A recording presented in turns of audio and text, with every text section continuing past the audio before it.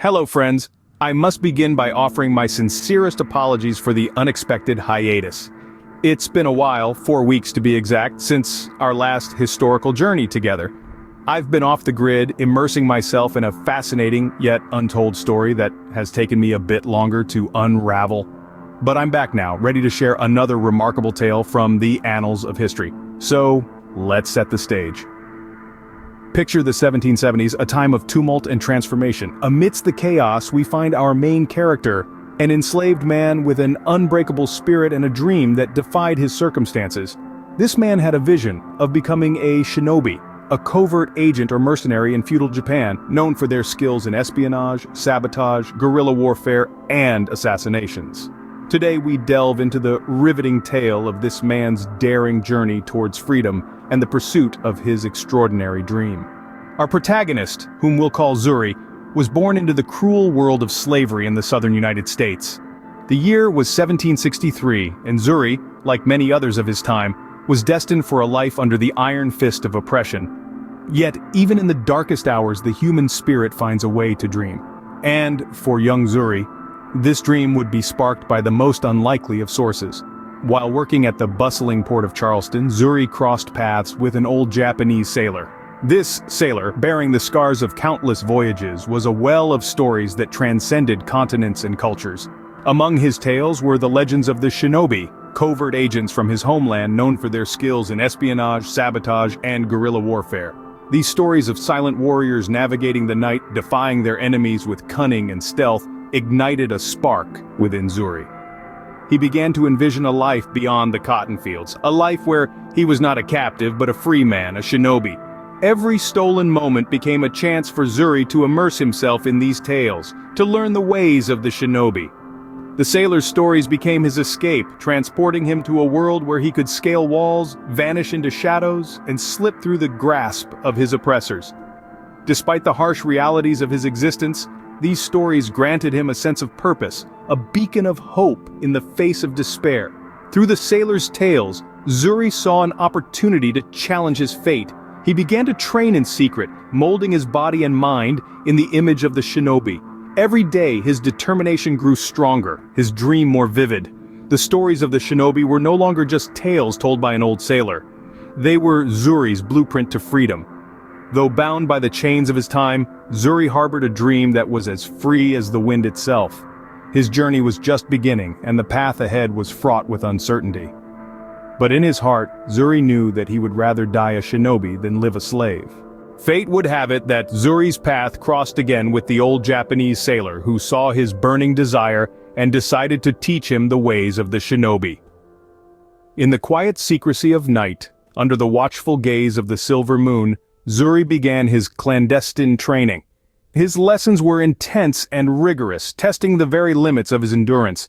The sailor, a master in the art of the shinobi, taught Zuri the ways of stealth, agility, and precision. He learned to blend with his surroundings, to move like a shadow, unseen and unheard. Each night, after the grueling work of the day, Zuri would meet with the old sailor. With every passing moon, he grew stronger, faster, more agile. His body hardened, his mind sharpened. He was a piece of iron being forged into a blade.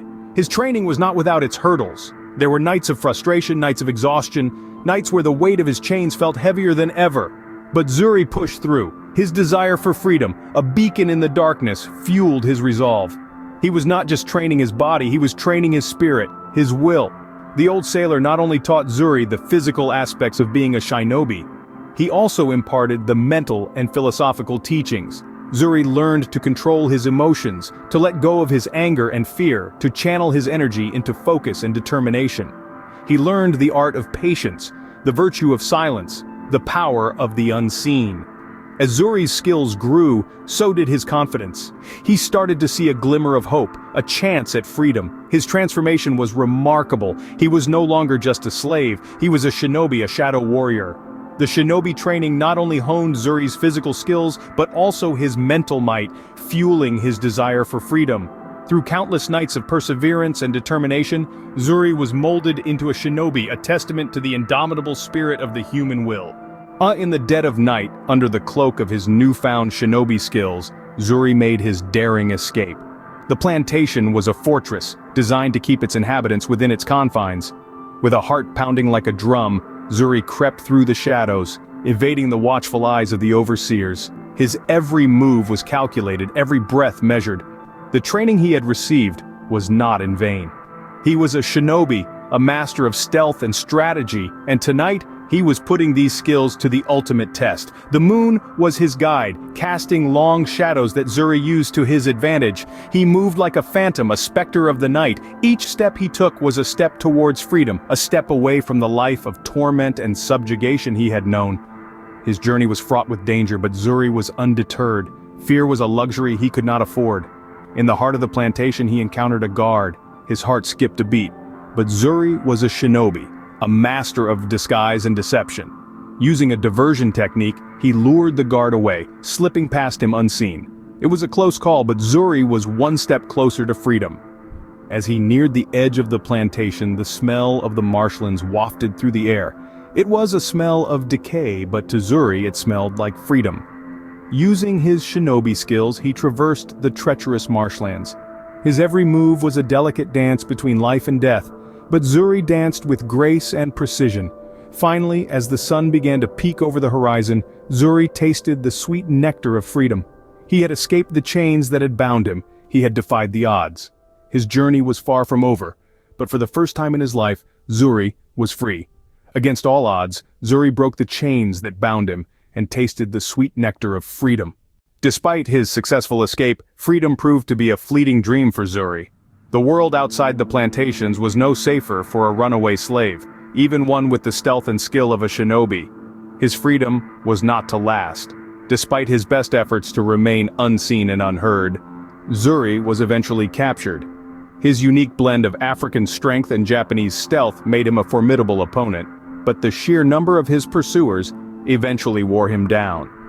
The news of his capture sent shockwaves through the community. Word spread quickly, with locals whispering about the Black Shinobi, a symbol of defiance against the oppressive system of slavery. His story, a beacon of hope for those longing for liberation, was shared far and wide.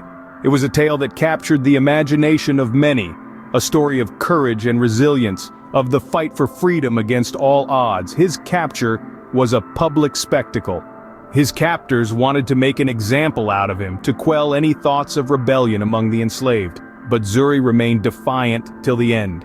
His spirit unbroken, his gaze steady, he faced his fate with the dignity and composure of a true shinobi.